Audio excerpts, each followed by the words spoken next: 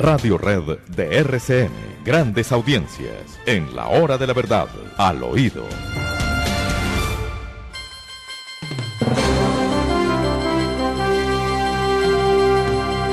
Bueno, Demar, me encontró la norma que le estaba pidiendo que me buscara. La costumbre es fuente formal del derecho, salvo que sea contraria a derecho, en cuyo caso no podrá ser tenida en cuenta. Le hago una relación que tiene que ver con el asunto y la norma en concreto. La norma en concreto, vamos a la norma en concreto. Bueno, la norma en concreto, la norma en concreto dice que, bueno, si es posible que la costumbre supla la ley cuando ésta no exista, como lo señala el artículo 13 de la ley 153 del 78. Pero... Del 87. Del 87. Del 87, sí señor, sí. Del 87. Pero aquí está el pero y eso es lo que tenemos que revisar. Cuando la costumbre es contraria a la ley, no se puede aplicar. No produce efectos. No produce efectos. Que no los produce, no los puede producir. No los puede producir. La regla general es: ninguna práctica o costumbre que vaya en contravía con una ley existente puede estar por encima de esa ley y mucho menos puede ser aplicable. Correcto. Entonces, desechemos ese argumento, que es que así se ha hecho. Ese no es argumento. Lo cierto es que lo que se está haciendo es inconstitucional. Y es inconstitucional con unos efectos gravísimos. Coja cualquiera encuesta de Mar, cualquiera de las encuestas recientes. Ayer estuvimos con Jan Haas en Americano, La Hora de la Verdad, y se notaba sorprendido el doctor Acevedo. Y decía, eso fue lo que nos mandaron de la Registraduría del Estado Civil y nosotros nos acogemos a lo que dice la autoridad. Tiene toda la razón, tiene toda la razón. Pero la autoridad está haciendo algo inconstitucional. Repetimos. En la segunda vuelta solo participarán los dos candidatos que hubiesen obtenido las más altas votaciones. Y aquí pusieron a los dos candidatos más el voto en blanco. Acabaron con el proceso constitucional en Colombia. Coja cualquiera de las encuestas recientes de Mar. Cualquiera. Sí, es que no tiene sentido. Yo sigo, doctor Fernando, en la búsqueda de la razón del por qué, y esto obviamente nace del Consejo Nacional Electoral, desde siempre, desde la creación de ese tribunal electoral del que tenemos tantas dudas muchas veces, y del que tampoco se preocupan por ver la realidad de las cosas. El derecho es cambiante y evidentemente proponer el voto en blanco en una elección de dos personas en contravía de lo que dice el artículo 190 de la Constitución no resulta lo más adecuado, pero no. Tampoco resulta muy adecuado la interpretación que ha hecho la Corte Constitucional en la C490 del 2011, donde ellos han dicho, bueno, respecto al tema del voto en blanco, que a propósito el voto en blanco nace en un decreto que es muy poco diciente en lo que yo he leído, el decreto 2241 del 86, lo que dice la Corte en esa providencia es que es una expresión política de sentimiento de abstención o inconformidad con efectos políticos. Claro, eso es entendible, pero efectos jurídicos no puede causar. Efectos políticos de una gravedad extraordinaria, que le quita legitimidad al presidente de la República cuando el voto en blanco sería dirimente de la situación. Cójame cualquier encuesta. ¿Cuál tiene? No, pues la de Guarumo, la de aquí tengo Jan una Haas. que me acabo de llevar la sorpresa, doctor Fernando, porque creí esta mañana y equivocadamente dije que me llamaba la atención que en la encuesta de la FM y de RCN Radio sobre el tracking no aparecía la intención de voto por el voto en blanco. No, resulta que sí, ellos no lo publicaron en algunas de los trinos que hicieron, pero sí aparece el voto en blanco, sí aparece. Estaba sobre el 5%, 5 algo, imagínense. Creció la intención del voto en blanco. Por eso, y entonces, ¿en cuánto quedan los candidatos? En esa misma encuesta en la que usted está leyendo, ¿en cuánto quedan los candidatos? Ya le digo, en el 46.8 Petro y el 47.8 Rodolfo Hernández. No hay presidente de la República. No hay presidente de la República, porque el voto en blanco es el que decide. Y el voto en blanco no se puede interpretar de una manera o de otra. El voto en blanco se lo inventaron, alguien se lo inventó, porque es contrario a la Constitución política. Solo podrán participar los dos candidatos con las más altas votaciones para crear este problema. El constituyente fue perfectamente sabio diciendo, no, pues no puede ser eso más el voto en blanco. Pues el voto en blanco puede ser definitorio. Es más, y si a la gente le da por votar en blanco y gana el voto en blanco, ¿qué pasa? ¿Lo elegimos presidente? El Consejo Nacional Electoral ha determinado, es increíble, pero ha determinado, doctor Fernando, en esa jurisprudencia que he venido revisando, que en un hipotético caso de que en esta segunda vuelta, donde el voto en blanco no tiene efectos jurídicos, sino solamente políticos, ganara el voto en blanco, la persona de los dos candidatos que estén en la contienda, el que más votos hubiere sacado, aunque no son el 50+1, pues gana la elección presidencial. Eso es contrario a la Constitución, porque la Constitución dispone que en esa segunda vuelta solo participan los dos candidatos con las más altas votaciones. Lo dice claramente y lo he revisado, doctor Fernando, a ver si tenía alguna modificación reciente, alguna, como aquí es normal que cambien la Constitución de un día para otro. Pensé que había alguna de las 53 reformas, era una al 190 y no está esa reforma.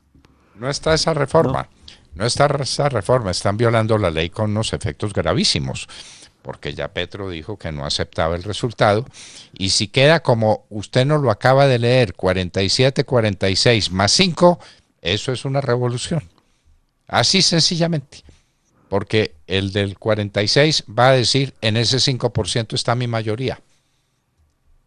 A ver, ¿y quién dice que el voto en blanco se debe interpretar de una manera o de otra? Y dice el Consejo Nacional Electoral, solo tendrá efectos políticos. Valientes insensatos, por Dios. Pues esos son los efectos políticos, los que pueden conducir al país a una revolución. Están llevando al país a una revolución, con toda razón, porque el tarjetón no puede tener sino dos alternativas, o Petro o Hernández, no más. Y de ellos el que saque el mayor número de votos es el presidente de la República. No, pusieron tres alternativas y destruyeron todo el sistema electoral del país. De manera que habrá que ver, Demar, quién quiere presentar el denuncio por prevaricato contra el Consejo Nacional Electoral y la nulidad absoluta del tarjetón con el que vamos a votar el domingo de elecciones, domingo 19 es. El domingo 19 de junio, sí señor. Muy bien, el domingo 19 de junio. Ese tarjetón es nulo, porque solo podrán participar los dos candidatos con las más altas votaciones, no los dos candidatos más una tercera alternativa, que destruye todo el sistema de las mayorías en Colombia. Nos comenta Sixto Alfredo Pinto a través de un escrito que hace en La Otra Cara que el abogado Calderón España, Germán Calderón España, interpuso precisamente una acción de tutela contra la registraduría ante el Tribunal Administrativo de Cundinamarca, argumentando la violación de los derechos políticos de los ciudadanos y el parágrafo primero del artículo 258 de la Constitución, que establece, y lo voy a leer porque es aquí donde queda sentado, que el voto en blanco en segunda vuelta no tiene ningún efecto. Deberá repetirse por una sola vez la votación para elegir a miembros de una corporación pública, gobernador, alcalde o la primera vuelta en las elecciones presidenciales cuando los votos en blanco constituyen mayoría absoluta en relación con los votos válidos. Tratándose de elecciones unipersonales, no podrán presentarse los mismos candidatos, mientras que en las corporaciones públicas no se podrán presentar a las nuevas elecciones las listas que no hayan alcanzado el umbral. Queda claro que en ninguna parte dice que el voto en blanco en segunda vuelta tenga algún efecto. Lo dice de manera taxativa, en primera tiene efecto, en segunda no. Y por lo mismo, la razón de estar, pues no es suficiente para decir, es que es lo que dice la Corte Constitucional. No, es que es un tema de sentimiento que las personas tienen derecho a expresar y solamente tiene efectos políticos. Que claro. ¿Cómo le parece? Efectos políticos. Efectos políticos es la ilegitimidad de la elección del presidente de la República, porque irá a jurar como presidente de la República quien no ha obtenido la mayoría de los votos. Porque entonces la mayoría de los votos las determina el voto en blanco. Entonces el uno 47, el otro con 46 y el otro con 7, entonces ¿cuál es el mayoritario? ¿El del 47? No puede ser, porque el del 46 dice, ese 5% es mío, luego yo tengo el 51%. Claro, y en este caso... ¿Y quién le dice que no? Sí. ¿Quién le dice que no? Bueno. Es verdad, en caso de que ganara entonces el voto en blanco, increíble, pero una persona que no tiene las mayorías va a conducir un país. No las tiene porque no las va a alcanzar. La mayoría la tuvo el voto en blanco. Pero el ordenamiento jurídico colombiano no estima que tenga que repetirse en una segunda vuelta las elecciones como si ocurre en primera. Ese es otro tema, Ademar. Ese es otro tema. Que el voto en blanco gane la elección. No estamos diciendo que va a ganar la elección. Que va a ser definitivo en la elección. 47, 46 y 7. ¿Dónde está la mayoría? La mayoría de los dos. ¿Dónde está?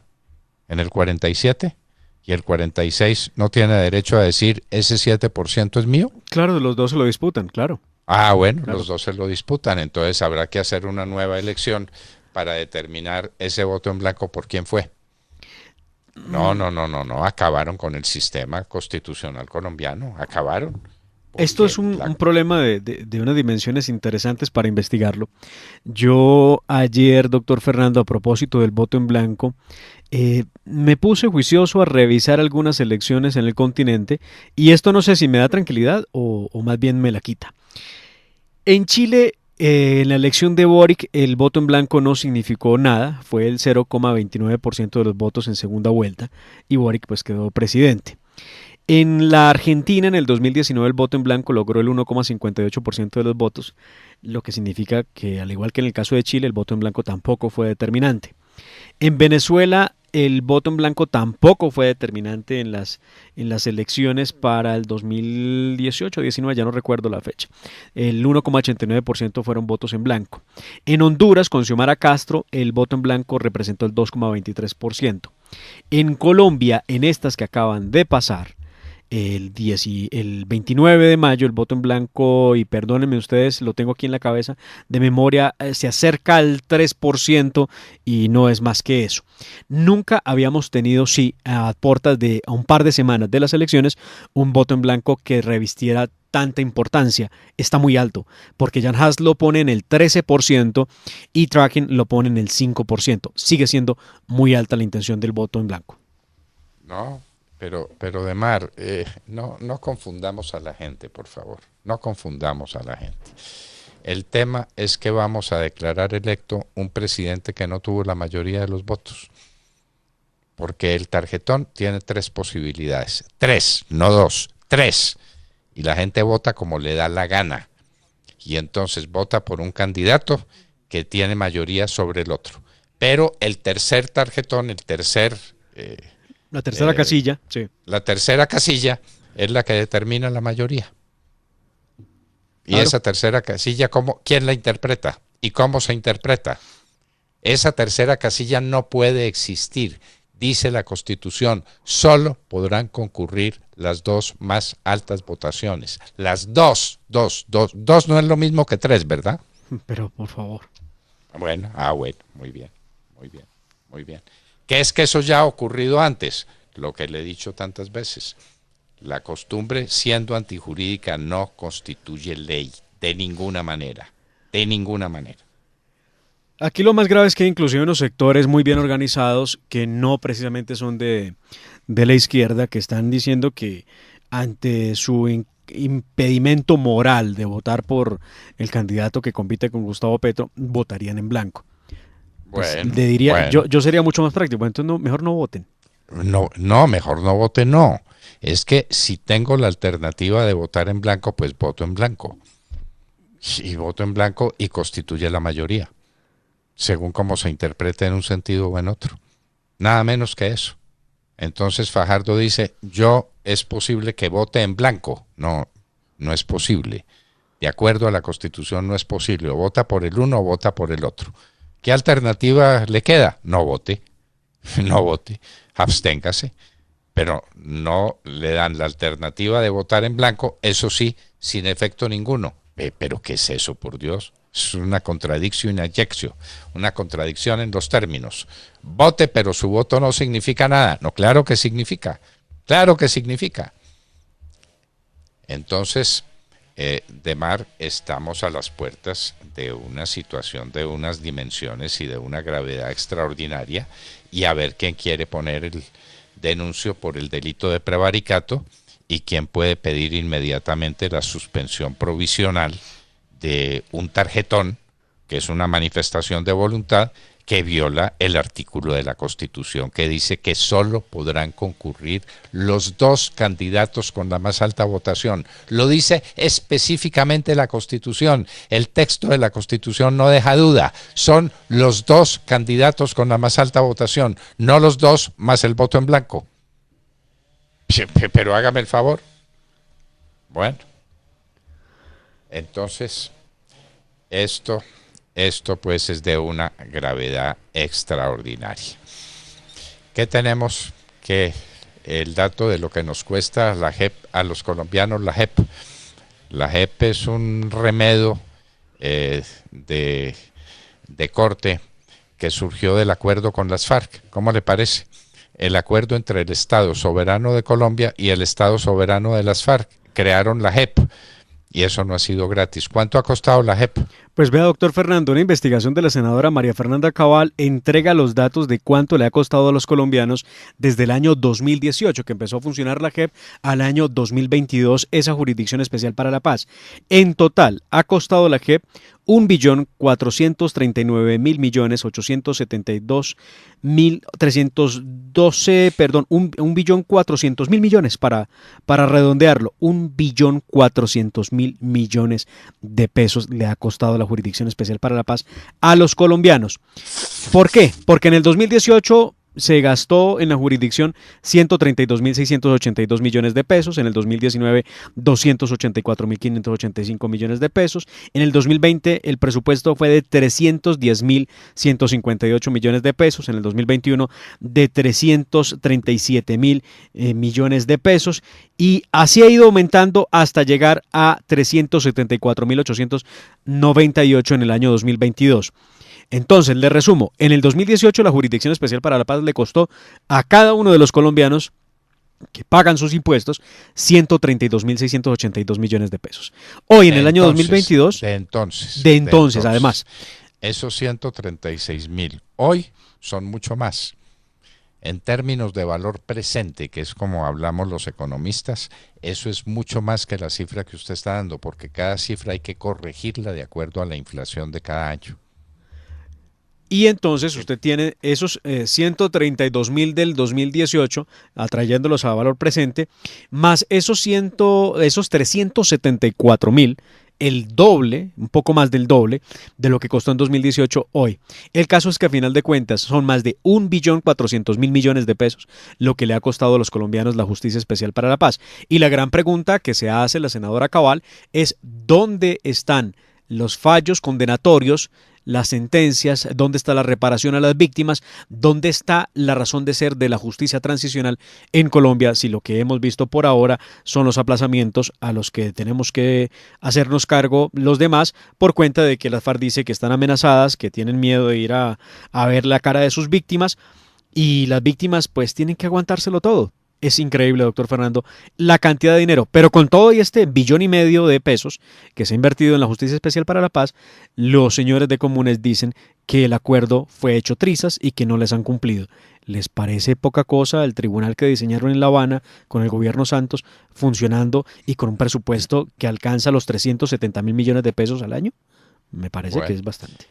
Todo para absolverlos, todo para cuidarlos, todo para protegerlos, como los están protegiendo. En cualquier parte donde una persona que va a presentarse a un tribunal no se presenta, lo mandan a traer con la policía. ¿No? Claro. Claro. Pero este no es el caso. Obviamente aquí no va a pasar nada y aquí lo hemos dicho desde siempre. La jurisdicción especial no contempla, como sí cualquier otro código, doctor Fernando, el Código Penal los contempla, dice las penas de cuánto en cuánto tienen que ir y cuáles son las posibilidades de la rebaja o cuáles son las de atenuación o las de agravación punitiva en caso de que el delito haya sido cometido en unas u otras circunstancias. En este caso no. Hay unas que llaman ellos, serán sometidos a penas alternativas que en todo caso deberán ser acordadas entre el victimario y la víctima. Y si la víctima dice, oiga, yo lo quiero ver a usted pagando cárcel, el victimario y la JEP le van a decir, no, es que esto se llama justicia transicional, esto no es justicia ordinaria. Entonces, Bueno. entienda que aquí no va a ser así. Bueno, y terminemos al oído contando que el nuevo liberalismo, el de Luis Carlos Galán, asesinado por las FARC, no se asociará con las FARC. Qué misterio, ¿no es cierto? Pues ¿Quién asesinó a Luis Carlos Galán? el narcotráfico de las FARC. de Pablo, bueno, Pablo Escobar y todos los dueños del narcotráfico, pues, ¿no? Por eso el narcotráfico. Y entonces el nuevo liberalismo dice que no se asociará con ellos en las próximas elecciones. Qué misterio. En todo caso, los Galán no van con los asesinos de su padre. Van en contra de los asesinos de Luis Carlos Galán con Rodolfo Hernández. Y estábamos hablando con ustedes Al oído. 8 de la mañana, 3 minutos.